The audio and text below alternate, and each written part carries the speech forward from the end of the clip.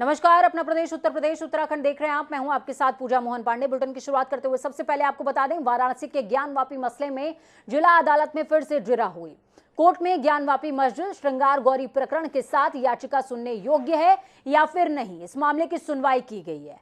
सुनवाई के दौरान कोर्ट में ज्ञानवापी मस्जिद श्रृंगार गौरी मामले में मुस्लिम पक्षकारों ने 51 बिंदुओं पर अपना पक्ष पेश किया।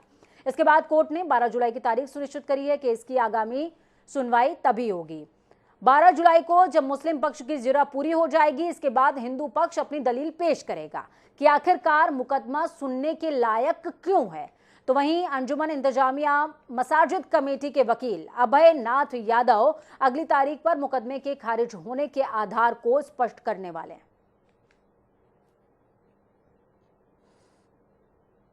विपक्षी अंजुमन इंतजामिया की ओर से 7-11 पर बहस किया गया। पूरी दावा उन्होंने पढ़े कंप्लीट कर दिया है, प्रेयर तक पढ़ लिया है, जो कमियां बताना चाहिए लगभग बता दिए हैं।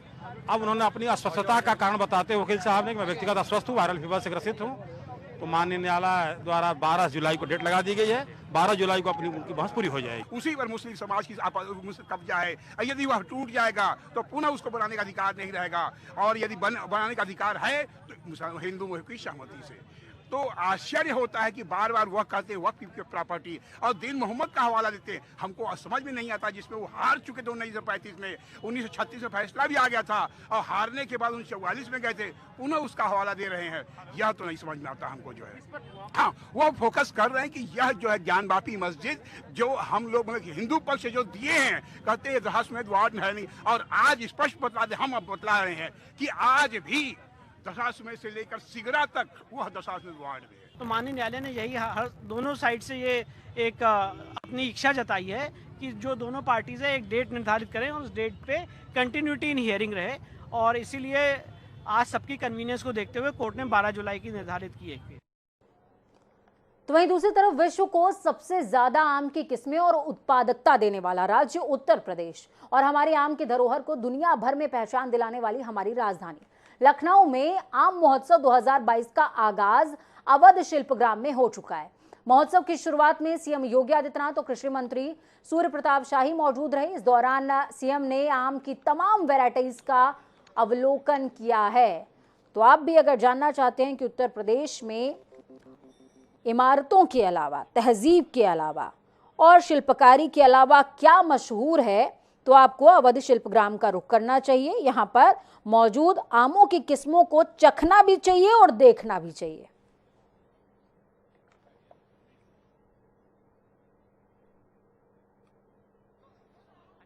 तो बेहद खास ये तस्वीरें, आम महोत्सव का आगाज हुआ है और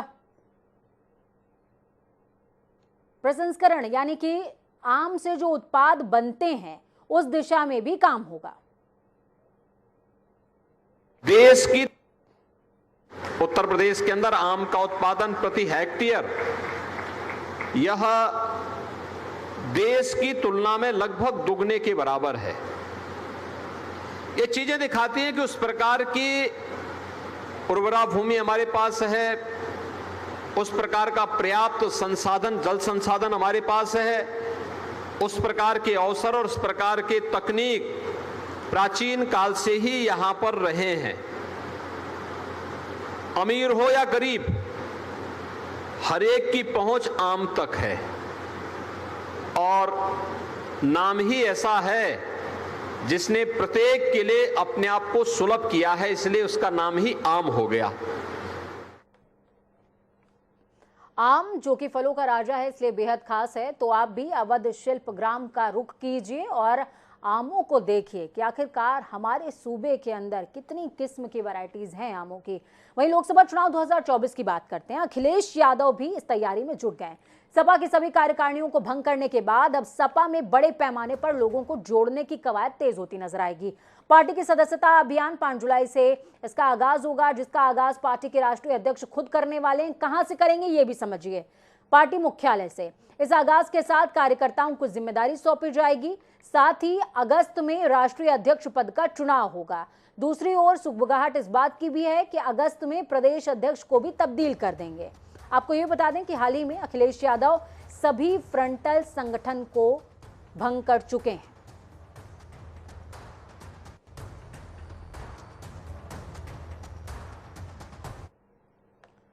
तो जिक्र अखिलेश यादव और सपा का हुआ है और आरएलडी का ना हो, ऐसा हो नहीं सकता। शामली पहुंचे थे आरएलडी के राष्ट्रीय अध्यक्ष जयंत चौधरी, जहां पर किसान हरदान की मौत पर उन्होंने दुख जाहिर किया। इस दौरान जयंत चौधरी प्रदेश सरकार की कार्यशैली को लेकर जमकर बरसे। उन्होंने कहा कि किसान हरदान की मौत बेहद दुखद है। किसी भी सरकार को इतना अहंकारी, दमनकारी नीति और क्रूर नहीं होना चाहिए। जयंत ने आगे आरोप लगाते हुए कहा कि सरकार जनता के हितों के लिए चुनी जाती है। अगर जनता को सरकार से ही न्याय ना मिले तो वो किसके पास जाएंगे। आरएलडी अध्यक्ष ने यह भी कहा कि सरकार से निर्माण तो हो नहीं पा रहा और बिना किसी सुनवाई और बिना किसी नोटिस के गांव-गांव बुलडोजर घूम रहा है। जयंत चौधरी ने आगे कहा, हरदान सिंह मुखिया की मौत से पूरा परिवार राहत है क्योंकि उनकी उस कार्रवाई के दौरान मौत हो गई। जयंत चौधरी ने प्रयागराज घटना पर भी सरकार को आड़े हाथों लिया। जयंत ने कहा कि मकान कोई जुल्म थोड़ी करता है, अगर कोई बड़ा अपराधी भी हो तो उस पर कानून की धाराओं के मुताबिक एक्शन लो। साहब, मकान में और भी कई लोग रहा करते हैं, उन्होंने क्या जुल्म किया है? उन्हें किस बात की सजा दी जा रही है? ये एक नंगा नाच है, एक अहंकारी सरकार जो दमनकारी नीति अपना रही है, क्रूरता का परिचय दे रही है। सरकार कभी क्रूर नहीं होती। सरकार के शरण में समाज लोग जाते हैं, बचाव के लिए लोग जाते हैं। लोग चाहते हैं कि सरकार के माध्यम से हमारे काम हो, विकास हो, निर्माण हो। निर्माण तो ये करा नहीं पा रहे और जो वर्षों से निर्माण हैं, बिना किसी सुनवाई के, बिना किसी कार्रवाई के, बिना किसी चीज़ को संज्ञान में लिए, बिना कोई नोटिस दिए बुलडोज़र भेजे जा रहे हैं। अब गाँव में भी बुलडोज़र आके तोड़फोड़ करेंगे। वहीं गाजियाबाद के दुधेश्वर नाथ मठ में सनातन कुंभ का आयोजन किया जा रहा है। यह आयोजन बेहद खास है। क्यों? क्योंकि इसमें पूरे देश के सैकड़ों संत हिस्सा ले रहे हैं। इस बारे में जानकारी देते हुए जगत गुरु नारायण गिरी ने बताया कि सनातन धर्म को जिस तरीके से निगलने की कोशिश हो रही है, उसको लेकर चिंतन शिविर का आयोजन किया जा रहा है। साथ ही भारत पर जो खतरे के बादल मंडरा रहे हैं, उसमें भी संत चर्चा कर रहे हैं। संतों का कहना है कि राजधर्म के चिंतन के लिए हम यहाँ पहुंचे।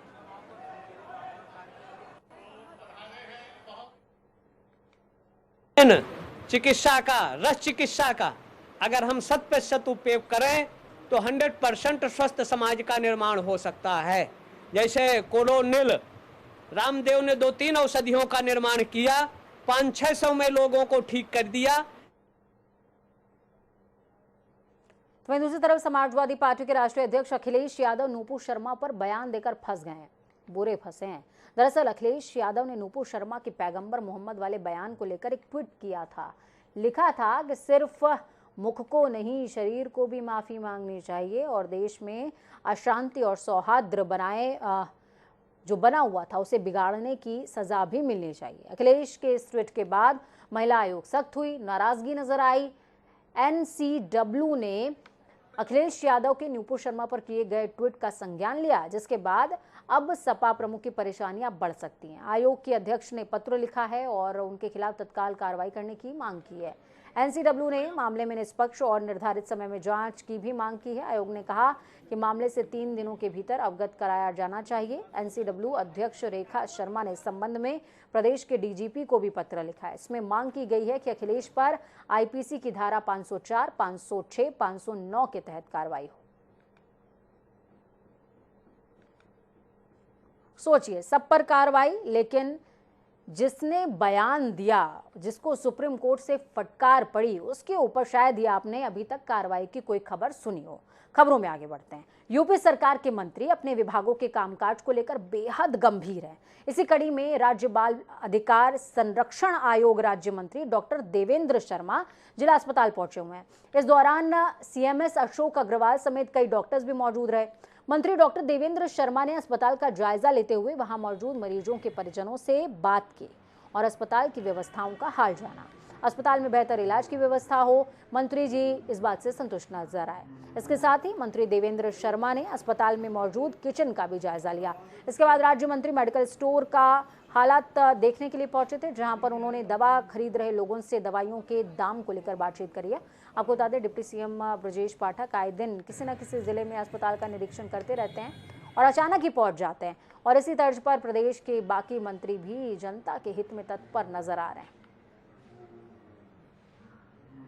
क्योंकि मैंने रसोई का भी देखा और जो दिया जाना चाहिए वो सब, और सफाई ठीक किया। अभी थोड़ा सा स्टाफ का ट्रांसफ़र हुआ है तो उससे थोड़ी सी प्रॉब्लम आ रही है।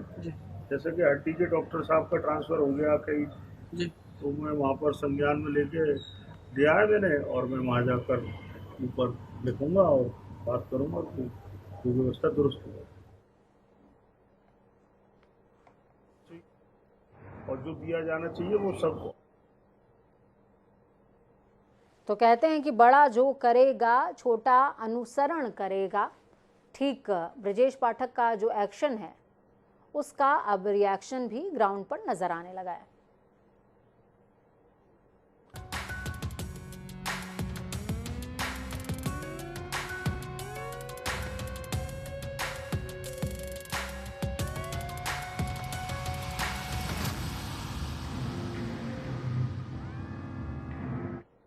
वैसे तो एक कार्यकाल पूरा हो गया है, लेकिन अगर दूसरे कार्यकाल की बात की जाए तो शतक लगा लिया है योगी सरकार 2.0 ने। लखनऊ में अल्पसंख्यक कल्याण एवं वक्फ विभाग के जो अधीन मदरसा शिक्षा परिषद है उसकी ओर से मदरसा ई लर्निंग ऐप मेला की लॉन्चिंग की गई है। साथ ही इस दौरान विभाग के कैबिनेट मंत्री धर्मपाल सिंह करीबन 39 मेधावियों को 1-1 लाख रुपए की धनराशि, मेडल, टैबलेट और प्रशस्ति पत्र भी देते नजर आए।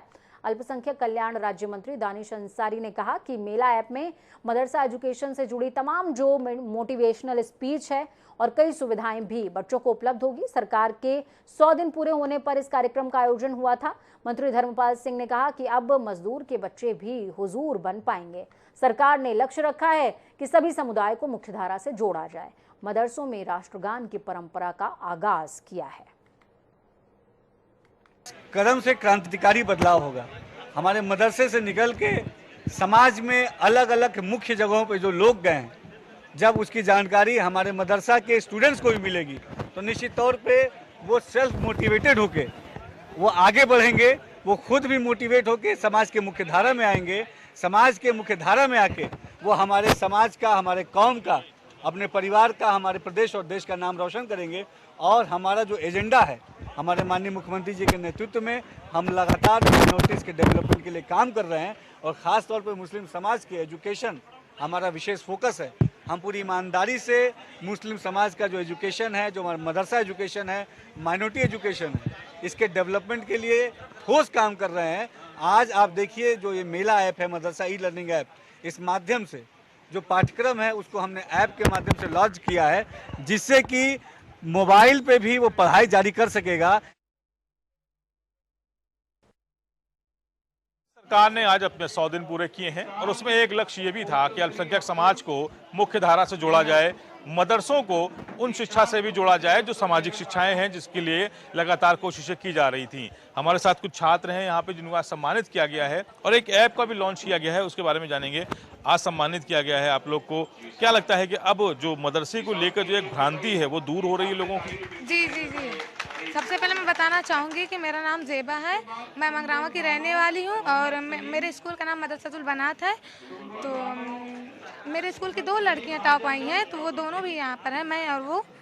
तो हाँ, लैपटॉप और मोबाइल की बात हो रही थी तो ये ज़रूरी है, क्योंकि इसे हम जहाँ भी रहेंगे अपनी पढ़ाई को जारी कर सकेंगे। तो ये बहुत अच्छी चीज़ है। जी जी जी, टैब है और ये सर्टिफिकेट है। आप कहाँ से आती हैं? आपने मंगरावा से।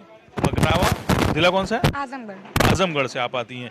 अब आपको लगता है कि जो मदरसे को लेके जो सोच है लोगों की वो बदल रही है? अब आप लोग मुख्य धारा से जुड़ रहे हैं, जो और एजुकेशन है जैसे इंग्लिश है, बाकी जो सब्जेक्ट्स हैं उस पर भी पूरी तरह से फोकस हो पा रहा है? जी जी, ये बहुत ज़रूरी। मदरसे के बच्चे ऐसा नहीं कि सिर्फ अरबी में ही तेज रहे, तो उनके लिए भी इंग्लिश और हिंदी ये सब ज़रूरी है। तो ये हो रहा है, ये तो हमारे लिए बहुत खुशी की बात है कि अरबी के साथ हर चीज़ में वो आगे बढ़ रहे हैं। तो यह अच्छा काम है, बहुत खुशी की बात है। और जिस तरह सम्मानित किया जा रहा है, क्योंकि ये भी एक नई पहल है कि बच्चों को सम्मानित किया जा रहा है, इससे भी लगता है कि अगर मोटिवेशन बढ़ेगा और जो एक ऐप लॉन्च हुआ है उससे बाकी क्या बेनिफिट्स होंगे आने वाले समय में? जी जी जी, और आज मुझे सम्मानित किया गया है तो पहली बार हुआ है और इससे दूसरे बच्चों को भी ये मिलेगा कि हम भी जाएं, बड़े लोगों से मिलें, उनके बीच दरमियान बैठें। तो ये तो बहुत खुशी की बात है। और ऐप के बारे में तो बताएं कि मतलब कि जहाँ भी रहेंगे हम अपनी पढ़ाई जारी कर सकेंगे। तो यह दोनों चीज़ बहुत अच्छी, बहुत खुशी की बात है हमारे लिए। आज का दिन सबसे खास है। बहुत शुक्रिया से बात करने के लिए। करीब 40 बच्चे हैं जिनको आज सम्मानित किया गया है। उसमें एक ये भी ज़ेबा भी थी जो यहाँ आजमगढ़ से आई थी। फिलहाल इस पहल के बाद माना जा रहा है कि जो बच्चों में उत्साह जो बढ़ेगा, उसके बाद इस समुदाय के लोग भी आने वाले समय में बड़े बड़े आयामों को छुएंगे। कैमरा पर्सन राजेश के साथ डॉक्टर किदोई, जनता टीवी, लखनऊ। तो वहीं दूसरी तरफ कांग्रेस प्रदेश अध्यक्ष करण माहरा ने पत्रकार वार्ता करते हुए उदयपुर घटना की थर्ड पार्टी से निष्पक्ष जांच की मांग की है। माहरा का कहना है कि जिस तरीके से हत्या को अंजाम दिया गया और उसके बाद वीडियो वायरल हुआ है, ये सोची समझी साजिश जैसा लगता है। तो वहीं उन्होंने आगे कहा कि हत्या करने वाले बीजेपी नेताओं के साथ भी नजर आए हैं। ऐसे में उदयपुर और कश्मीर की घटनाओं की निष्पक्ष जांच हो रही है।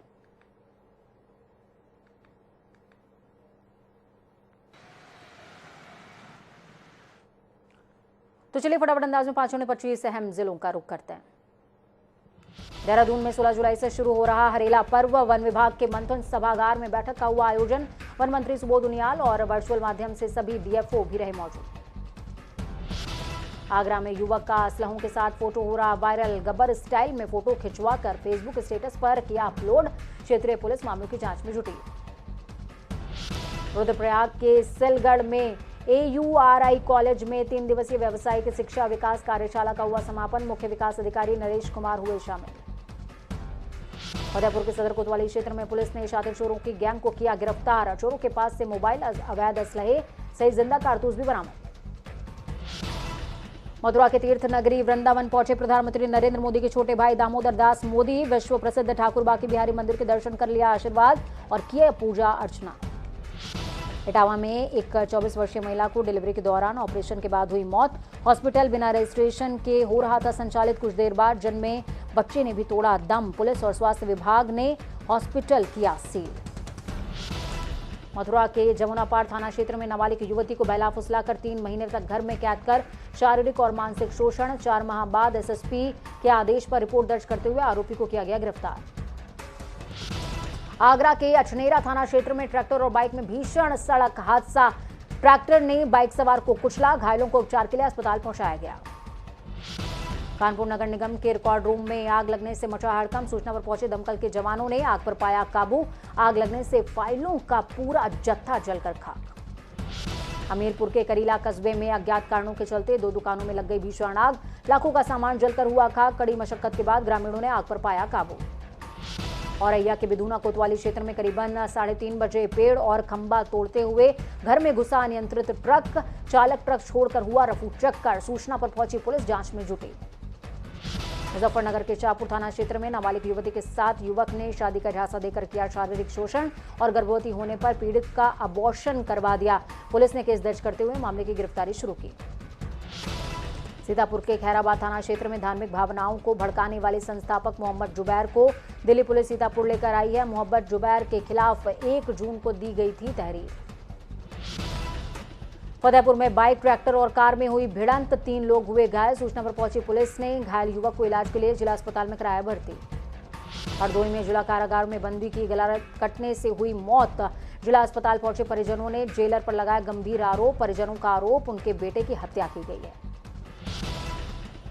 सहारनपुर के पूर्व खनन कारोबारी हाजी इकबाल पर जिला पुलिस प्रशासन का कड़ा शिकंजा लगातार जारी। हाजी इकबाल के मकान पर चला बुलडोजर। प्रमुख सचिव नोडल अधिकारी पहुंचे रामपुर। प्रमुख सचिव नोडल अधिकारी ने किया जिला अस्पताल का औचक निरीक्षण। जालौन के कदौरा थाना क्षेत्र में पुलिस ने 2 शातिर लुटेरों को किया गिरफ्तार। पुलिस ने लुटेरों के पास से 2 मोटरसाइकिल, 4 मोबाइल, 1 तमंचा, 4 जिंदा कारतूस भी किए बरामद। उत्तराखंड में अगले 4 दिन भारी बारिश की चेतावनी। मौसम विज्ञान केंद्र की तरफ से राज्य के देहरादून, नैनीताल, बागेश्वर, चंपावत जिले में जारी किया गया अलर्ट। कल गोंडा जिले में वन महोत्सव का होगा आगाज। 40 लाख पौधों का होगा पौधारोपण। जिला प्रशासन ने रखा है लक्ष्य। जिलाधिकारी डॉक्टर उज्जवल ने बताया किसी भी तरह की लापरवाही पाए जाने पर कार्रवाई की जाएगी। महोबा में मन्नत पूरी करने जा रहे श्रद्धालुओं से भरा वाहन पलटा। 6 बच्चों सहित 2 दर्जन लोग घायल। मौके पर पहुंचे पुलिस ने सभी घायलों को अस्पताल में कराया भर्ती। अलीगढ़ के महानगर थाना क्षेत्र में दबंग किराएदार ने की मकान मालिक और परिवार के साथ मारपीट। पीड़िता को दे रहा जान से मारने की धमकी। पीड़ित ने एसएसपी से लगाई न्याय की गुहार।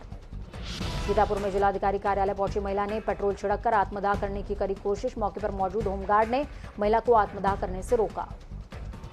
झांसी में बुलडोजर की कार्रवाई निरंतर जारी। एक बार फिर से बाबा के बुलडोजर ने अतिक्रमणकारियों पर कार्रवाई करते हुए फैले अतिक्रमण को किया जमींदोज। सहारनपुर में पूर्व एमएलसी और खनन माफिया हाजी इकबाल और उसके छोटे भाई पूर्व एमएलसी महमूद के घर पर चला बाबा का बुलडोजर। वक्त यहाँ पर छोटे से ब्रेक के उस पार खबरों का सफर लगातार जारी रहेगा। बने रहिए जनता टीवी के साथ, क्योंकि हमें आपकी ताकत अपनों और अपनों का ख्याल रखें। नमस्कार।